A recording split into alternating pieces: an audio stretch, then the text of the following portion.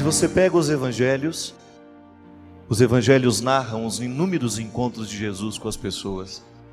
Aquilo que o Padre Zezinho, de maneira tão sábia, tão simples, tão poética, nos narra nessa música, que na verdade, se você canta do início ao fim, você vai ver que passa todo o processo de Jesus. Desde o momento em que ele era um pregador desconhecido, e aos poucos a sua fama foi crescendo, e as multidões procuravam por ele o tempo todo. Você vai vendo na sensibilidade do poeta, do padre, um jeito bonito de descrever. Por que Jesus atraía tanto as pessoas? Por que Jesus atraiu você? Você tem ali os personagens famosos do Evangelho, mas eu gostaria de pensar muito mais nos anônimos, naqueles que não ganharam o registro da Escritura, naquelas pessoas que Jesus encontrou e que fez delas seguidores. Minha gente, eu não tenho dúvida que o que fez a multidão correr atrás de Jesus é que aquele homem era portador de uma palavra que tinha o poder de diminuir o medo. Medo é universal, todos nós sentimos. Você sente medo de ser só, você sente medo de ser traído, você sente medo de ser injustiçado, você tem medo da doença, você tem medo de morrer, você tem medo de envelhecer, você tem medo de não ter segurança. E naquele tempo não era diferente. A dor humana que dói hoje, dói há 2.000 anos, há 3.000 anos, há 4.000 anos, desde quando nós existimos, desde quando a condição humana está presente neste universo, lá está presente a dor, lá está presente o medo. E a presença de Deus na história, desde os primórdios, foi justamente oferecer ao homem, à mulher, foi oferecer à humanidade um braço, alguma coisa que pudesse sustentar no momento do medo, alguma coisa que pudesse nos dar um alento no momento do nosso desespero, da nossa solidão. Isso não é teórico, você experimenta na sua carne, você sente na sua alma, quando a dor punge dentro de você, e você precisa gritar por alguém, porque você não dá conta da vida sozinho, a vida não é suportável, e você precisa olhar para os lados, e você precisa descobrir alguém. E Jesus, quando passava pelo meio do povo, despertava justamente isso. As pessoas que ouviam Jesus sentiam na sua vida o poder de uma palavra que aliviava o peso que sentiam. Por isso ele dizia de maneira bonita: vinde a mim, todos vós que estáis cansados, com o peso dos seus fardos, que eu vos aliviarei. Vinde a mim todos vós que estáis cansados, todos vós que carregais pesados fardos sobre os ombros, e eu vos aliviarei. Como, minha gente? Jesus tinha um poder fantástico de fazer a pessoa se encorajar para a vida. Olhe para o medo dos grandes apóstolos, dos grandes homens, das grandes mulheres da história cristã. Em algum momento essas mulheres e esses homens foram olhados por Jesus. O medo começa a diminuir no momento em que nós somos olhados nos olhos. Se você está perdido no meio da multidão, o que mais lhe assusta é você não ter um olhar onde você fixar o seu. A psicologia nos ensina que quando nós somos olhados de um jeito certo, cresce dentro de nós a crença em nós mesmos.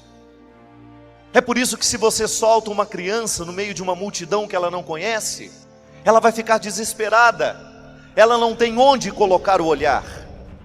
O olhar é o lugar da nossa segurança. No momento do nosso medo, se a gente não tem alguém que nos ama do nosso lado, se a gente não tem um olhar para se fixar nos nossos, tudo é mais pesado, tudo é mais difícil. Você deve se recordar dos momentos em que a vida foi pesada para você, e naquele momento, na notícia daquela morte, na notícia daquela tragédia, na notícia daquela traição, daquele fracasso, o que você mais queria era alguém que você pudesse colocar os seus olhos. Tem até a música romântica: olha para mim, não diga nada. É lindo, os poetas sabem disso, os românticos sabem disso. Os amantes sobrevivem muito mais de olhares do que de palavras. Eu posso muito bem dizer a você: eu te amo, Mas se o meu olhar não confirma a expressão que eu estou dizendo, você não vai acreditar no que eu estou dizendo, não. E era isso que fascinava em Jesus. Não era apenas a força de um discurso teórico, não era apenas a força de um argumento, de um homem que tinha uma boa fala, não era. Mas era a capacidade que aquele homem tinha de diminuir o medo que prevalecia naquele tempo, quando pela força de um olhar, ele entrava dentro da pessoa e vivia o mesmo tempo que ela. Ontem eu estava falando isso no show, e eu me iluminei com essa verdade que eu nunca tinha pensado sobre isso. Amar é viver o tempo do outro. Essa frase eu já tinha falado, mas o desdobramento dela ontem à noite para mim foi lindo, porque foi uma revelação de Deus naquele momento, minha gente. E você vai entender. Eu estava dando o exemplo da minha mãe que está velha, velhinha, está lenta, para morrer de repente está levando um mês, uma belezinha. O velho tem um tempo diferente nosso. Por isso que ele conta as mesmas histórias a vida inteira, não é? Ele está num tempo diferente, ele não tem a mesma intensidade de acontecimento que nós temos, por isso ele se repete. Eu ando depressa, minha mãe não.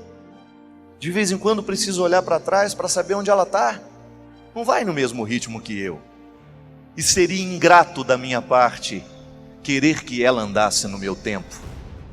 Seria ingrato. Entrar no tempo do outro é uma prova de amor, minha gente. Minha mãe é lenta, eu não sou. Eu fico lento por causa dela no momento em que estou com ela. Aquele que tem possibilidade ajuda o mais fraco. Eu entro no tempo dela. E o que Deus me iluminou ontem no momento em que eu falava, é que o banquete, o jantar, o lugar onde nós nos sentamos para comer, é o lugar onde nós tentamos viver o mesmo tempo. Onde todos nós ficamos no mesmo tempo, porque um é mais apressado, o outro é mais lento, o outro é mais ou menos, mas chega um momento da vida em que a gente precisa viver o tempo do outro. A comunhão se estabelece no momento em que vivemos o tempo juntos. Isso é tão lindo. A gente diminui o medo quando nós entramos no tempo do outro. Se de repente você está devagar e você está com medo, alguém segura na sua mão e diz: não se preocupe, eu vou ficar do seu lado. Aí você fala: mas você não tem que ir? Ela diz: eu tenho que ir, mas eu decidi que vou ficar com você. Diminui o medo.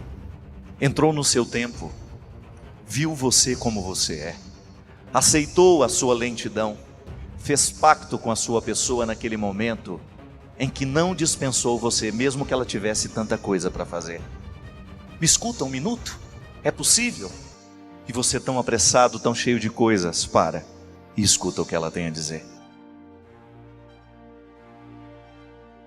Com disciplina, foco, fé e coragem, nós vamos encontrar a felicidade, a paz, o aconchego, um lugar que nos faça feliz. Porque, se estamos com Deus, nenhum sonho será impossível de se realizar.